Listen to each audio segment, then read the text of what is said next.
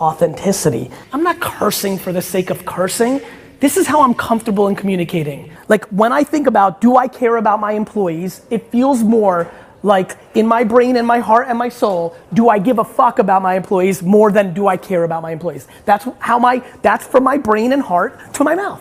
I am willing to deal with the ramifications of me being my full self. Oh yeah, perspective, patience, puis positivisme, c'est exactement ce qui a inspiré puis ce qui inspire encore mon aventure dans la Vivi et la Ecomi Family. Donc, c'est avec le cœur puis de la passion que je vous embarque avec moi pour le Homie Frog Show.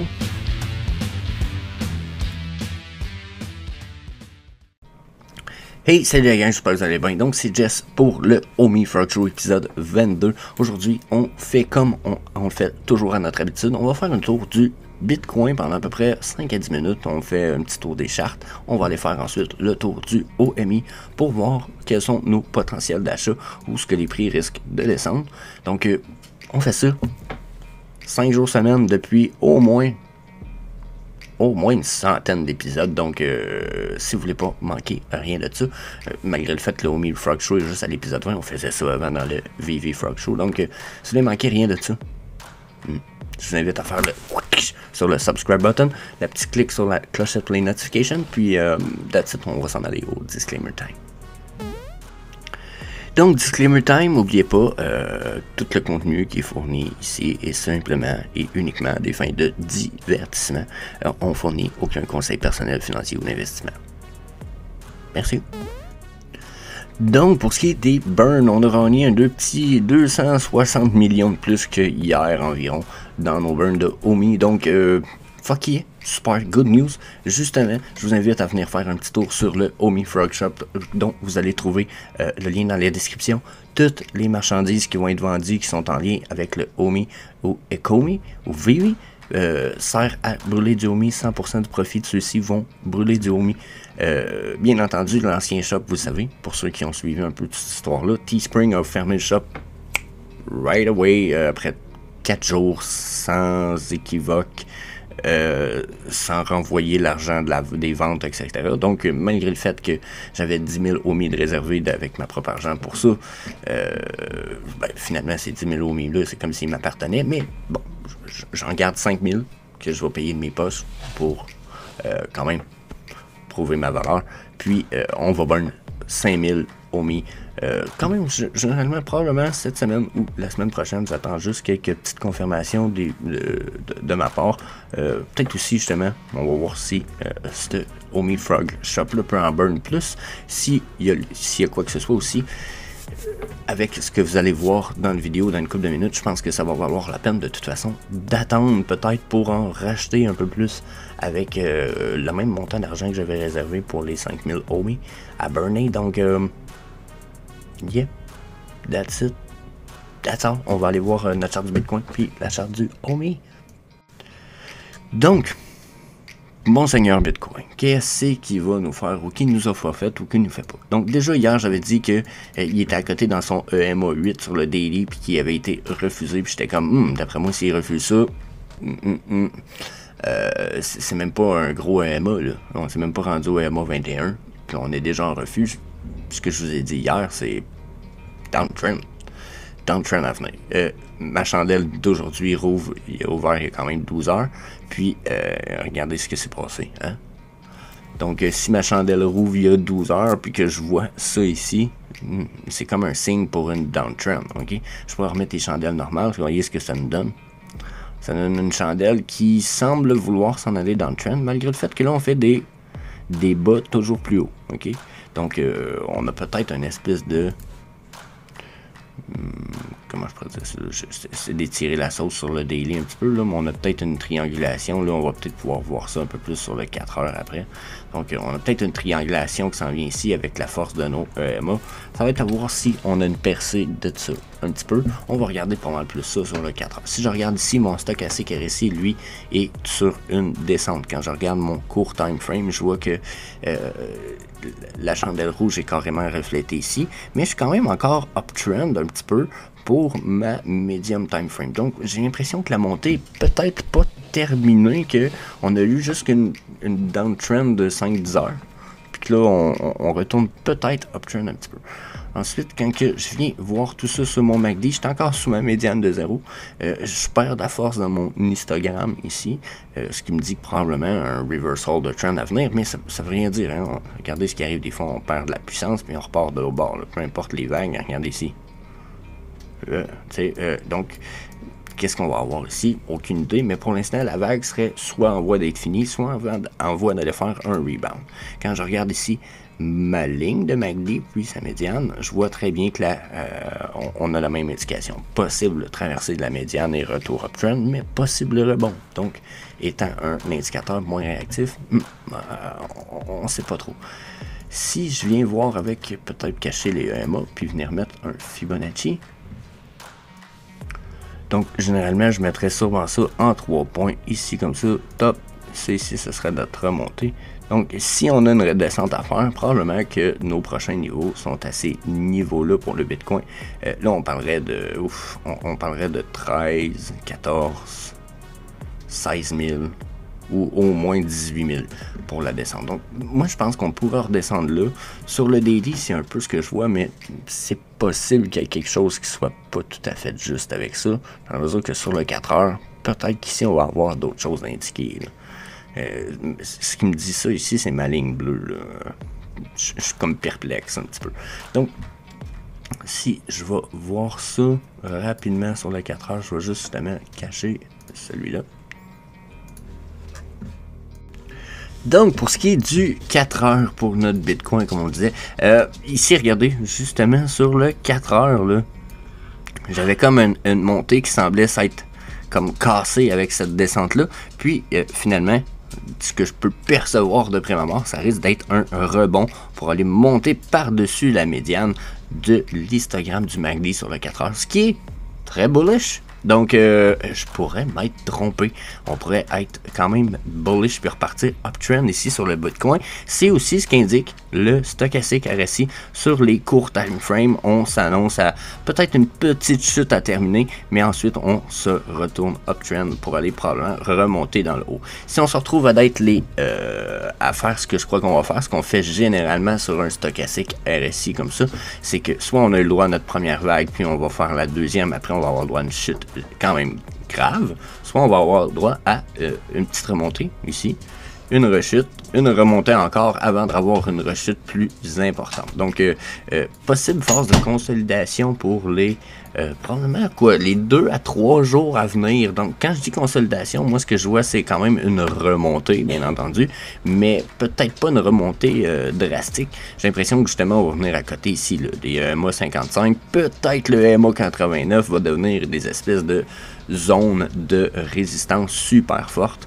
Donc, je verrais très bien, là. Je verrais très bien, puis c'est quelque chose qui a déjà été vu. Regardez, tu sais, quand on a un flash comme ça, généralement, on peut voir 2 vagues, 2 à 3 vagues des courts time frames de stochastique RSI avant de voir une vague soit super uptrend, super downtrend. Donc, on pourrait avoir ça ici, ça pourrait être notre première vague, deuxième vague. Puis là, ben, elle ici étant probablement rendue dans le top ici, quand on va descendre ici, on va tout descendre en même temps. Puis là, on pourrait avoir une vague super downtrend dans cette région-là du Bitcoin. Par contre, en voyant nos EMA qui s'en vont, oups, c'est un petit peu, lui il a fait une trendline, mais peu importe, quand je vois mes EMA qui s'en vont dans ce sens-là, en ce moment, je me dis qu'on a les potentiels que nos chandelles, ici, viennent faire un peu comme je viens de dire. Boum! Vous voyez la remontée que je vois, là, peu importe si ça vient jusque là ou... attendez un petit peu. Bon, ma souris n'a pas cliqué comme il faut, ça a foutu la merde. On va réitérer, je vais vous expliquer un peu ce que je perçois là. OK. Donc, mon stochastique me dit qu'on a une remontée à venir. Moi, je pense qu'on va avoir une remontée qui remonte probablement dans ces coins-là ici. Donc, 21 000, probablement venir à côté dans notre RSI 55, EMA 55, pour avoir une rechute, probablement venir raccorder sur des niveaux de résistance, peut-être juste ici en fait. Peut-être que 20 000 va être... donc je pourrais peut-être défaire ça, ça aurait plus de sens. Tu sais, genre 20 000, serait notre espèce de résistance, on va avoir une remontée.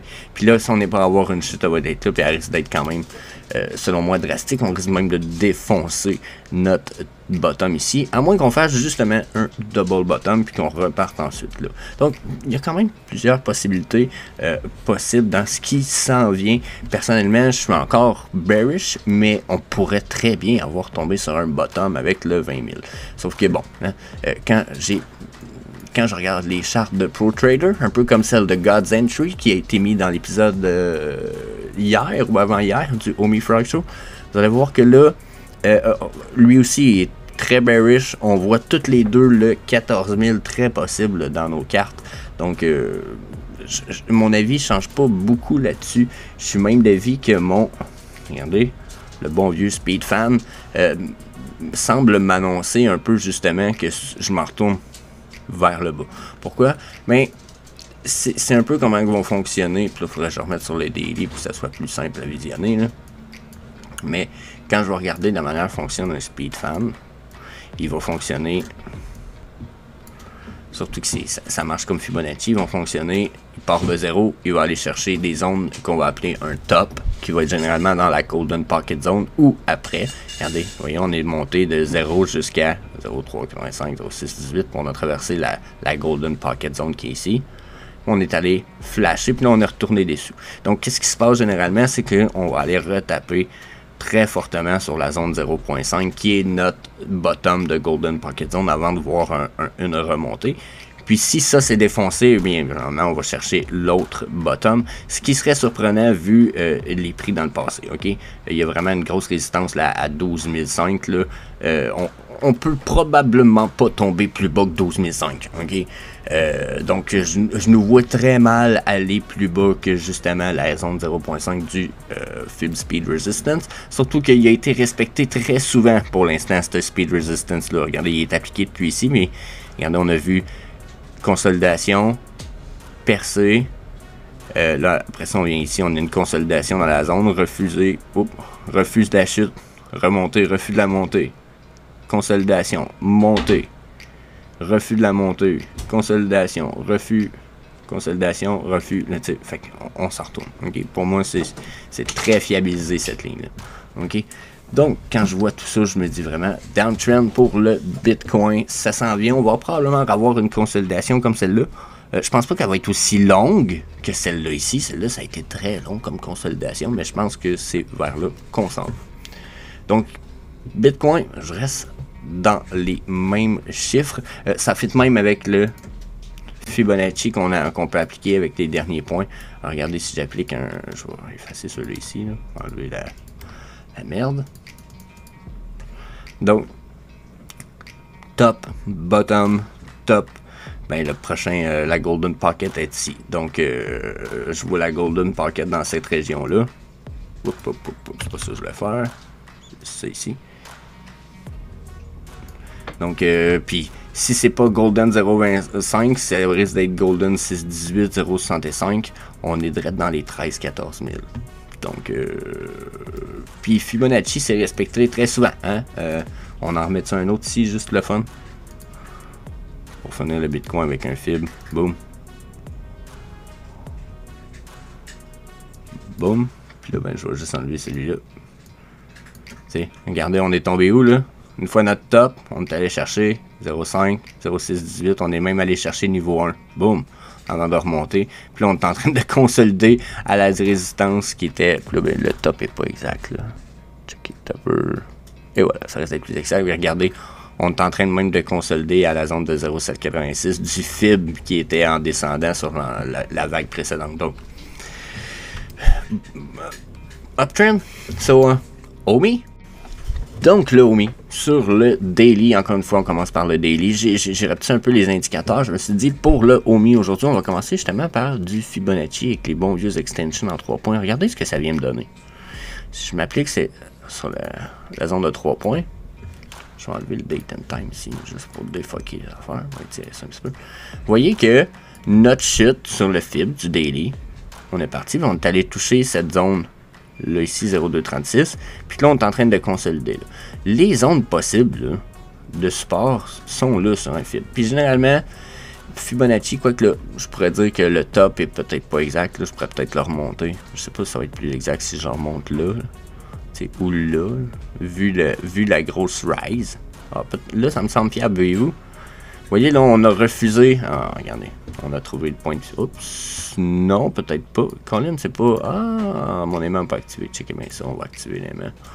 On va s'assurer que tout est correct. Ah, tout avait bougé. Ah, I'm sorry. Des fois, on se rend pas compte. Mais voyez-vous, de toute façon, la fiabilité est encore là, pareil. Vu la montée qu'il y a là, on voit qu'il est tombé sur une résistance à 3,82. Puis là, on est en train de refuser de passer en dessous de celui-ci. Sauf que un Fibonacci, généralement, à 60% du temps minimum, on se rend à la Golden Pocket Zone sur un mouvement comme ça. Là, ce que je vois présentement, ça serait tout à fait normal que je vois une consolidation avant une rechute, puis qu'on aille chercher au moins 0,5 ici, ce qui nous amènerait à perdre un 0, la gang. Donc, si on perd un 0, on tombe dans des terrains un peu inconnus. Donc, je vous invite à rester prêts. S'il faut qu'on se rende à la Golden Pocket Top Zone, on se rend vraiment à les 0,70, le 0,69, c'est quand même fucking bas. Puis, si on se rend plus loin, on parle de 0,45. Donc, on veut-tu se rendre là? Non, personnellement, ça ferait peur, mais en même temps, avez-vous vu les burns qu'on a depuis... dernièrement, on a un autre 10 millions de burns. S'il faut que les prix descendent, je vais être trop fucking content parce que notre supply va diminuer as fuck. Puis c'est là où ce que... Shit, je voulais m'accoter, me replacer. C'est là où ce que... s'il faut que ça burn as fuck comme ça, oh my god, que Cavell Anderson va avoir tellement eu raison plus rapidement que supposé avec son 10$, parce que imaginez qu'on burn un autre. Hey, s'il faut que les prix descendent si bas, on va burner des milliards vraiment, vraiment vite. Le supply, il en reste juste 200 quelques milliards, là. Enlevez-en quoi, 100 milliards, il en reste 100 milliards de circulating supply, ça peut aller vite en sacrament. Donc, checkez ça, puis les prix d'achat, ça va être débile. Ça va être des super bons prix d'achat. Si je vais vendre ma mère, si pour acheter des Omi, genre, tabarnak, ça va être crazy. Donc, moi, je pense négliger pas ça pantoute. Si on s'en met un en plus sur ce qui se passe présentement, peut-être, hein, parce que ceux qui me connaissent dans le temps un peu plus, je suis un amoureux des Fibonacci. Tout ce qui est Fibonacci, I love it. Genre, je l'aime beaucoup, beaucoup. Puis, regardez encore une fois, c'est quoi mes niveaux? 0,09, 0,382. Puis, si je viens mettre ceux-là en corrélation avec les autres, mais je vais mettre une zone à la place, là, regardez bien. Vous allez comprendre pourquoi je sais de toute façon. Si je mets une zone ici, ça, c'est ma Golden Pocket Zone sur la vague précédente.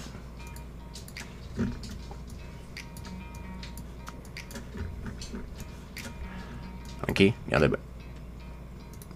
Donc, sur cette vague-là, ici, ma Golden, elle rentre là-dedans. Ça, c'est ça ma zone que je m'attends à ce que le prix se rende à cause de ce Fibonacci-là. Je me dis, il y a des maudites bonnes chances. Mais mettons que je me dis, OK, mais je vais utiliser un fil plus court terme un petit peu. On va y aller plus... C'est là, ça date du mois de mai. On va y aller dans les derniers temps. OK? Si je me fie sur mes derniers temps, OK? Parce que là, il est en 3 points de là à là, au top qui est là. OK?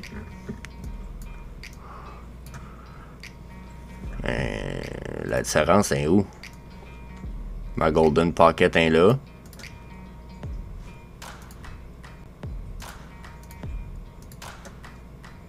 J'aurais pas dû mettre ça ce couleur là, mais au bout de la ligne, hein? Regardez comment mes Fibonacci, leurs deux objectifs sont dans les mêmes coins, dans les mêmes régions. On parle quand même de 0, au plus haut, on parle de 0,00094. On perd quand même un fucking 0, hein. Juste là, on risque de burn pas mal d'Omi. Puis pour moi, on a quand même pas fini ça ici, hein. Je sais pas s'il y en a qui ont remarqué, mais on a une downtrend, là. Puis ça, c'est une autre affaire. J'ai jamais testé dernièrement sur cette downtrend-là, mais je sais même pas. Elle a peut-être de la fiabilité dans le passé, cette trendline-là. Et on n'en est pas loin d'avoir une fiabilité, je trouve. Dans la mesure où c'est pas une trendline de support ou de résistance, on se trouve sur une trendline de médiane. Vous voyez que ces zones-là ici, Donc, on suit ces zones-là, mais on refuse de chuter en dessous. Est-ce que là, on va réussir à chuter en dessous? Si on chute en dessous, ça devient quand même inquiétant, je dirais. Voyez-vous un peu où je veux m'en aller avec ça? Sinon, ben, c'est parce qu'on va bouncer dessus celle-ci pour un bon moment. Donc, ce serait intéressant de voir ce que ça s'en va. Puis sinon, ben, j'ai probablement une trend line dans ce style-là ici, ou probablement que ce serait plus juste de venir la mettre dans ce style-là, là, juste pour... ouais, ça me semble quand même fiable. Ah oui, regardez. Boum! Automatiquement sur un bottom là, d'une mèche. Puis ici, elle est devenue médiane. Top. Quasiment top. Donc, regardez, on a une trend line quand même super fort. On se promène en dessous et en dessous de celle-ci tout le temps. Donc, je nous vois continuer là-dessus. J'espère qu'on descendra pas trop bas, là, pour de vrai. À un moment donné, il y a des limites à descendre. Mais c'est pas impossible qu'on descende quand même dans des chiffres surprenamment bas. Donc, si on continue à suivre cette trend line-là, qu'on respecte depuis un bout, en fait, parce que regardez, hey, je pourrais... Là, aujourd'hui, j'utilise moins mes indicateurs un peu semi-automatiques. On y va un peu plus à main levée. Et regardez un peu, là. Oh my god, je pourrais faire ça de même. Attendez un peu, là. Oh my goodness. Il y a des fois, quand on met des trendlines, on découvre des affaires, façon de parler. Pas voulu.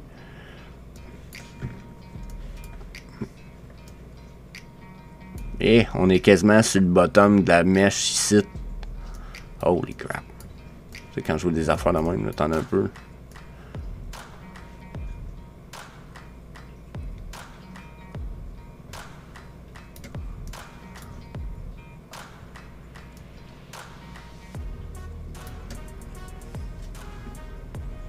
D'après moi, on a un canal, là.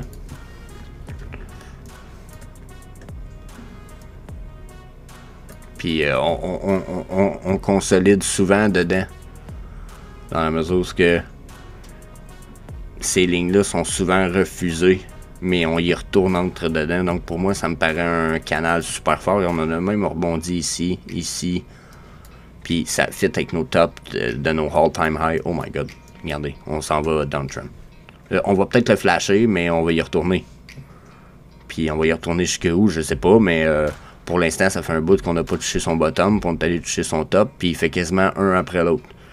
Top, bottom, top, bottom, top. Top, puis veux-tu percer, ou c'est parce que justement, bottom, s'il s'en va sur son bottom, le prochain prix est à 0, on perd 2-0. Donc, yeah, get fucking prepared. Préparez-vous, la gang, ça peut faire mal. Je vais essayer de voir ici ce que dit le stochastique RSI. On est toujours sur le daily, bien entendu, mais je vois quand même tout ça. Vous voyez ici remonter, un peu terminé sur le court time frame, mais pas tout à fait sur les deux autres time frames. Donc, si je viens voir ici, comme je viens de dire, possible remonter. D'après moi, on va flasher ça un petit peu ici. On va peut-être revenir... Hein? On est sur nos EMA 8 par exemple, là, la ligne orange ici. Mais d'après moi, on va venir tester nos EMA ici. Là. Le EMA 13 puis le 21. Après, on va rejeter probablement pour retomber dans ce que je disais dans le canal, retourner dans les zones de rectangle que j'ai signifiées. Le MACD me dit justement, tu es en train de traverser, tu as une petite uptrend très possible à venir avant d'avoir une rechute, mais on est encore sous la médiane de 0. Donc, je suis pas bullish, I'm not. Je suis bearish sur le long terme, ça me semble beaucoup plus évident. Sur le 4 heures, sur le 4 heures, vous voyez, je suis sur une chute, donc je refuserais probablement déjà la montée. J'étais en train de crasher mes plus petits EMA, ça a été refusé sur le EMA 55, qui est un EMA très important. Donc, mon MACD, lui, il a perdu de la puissance. Donc, si la chute est assez puissante, le MACD va peut-être crash. Sinon, on va peut-être avoir le droit de remonter. Ouais, fait que le OMI. Si j'efface les EMA un petit peu, je regarde tout ça vite fait. Monter, redescendre, monter.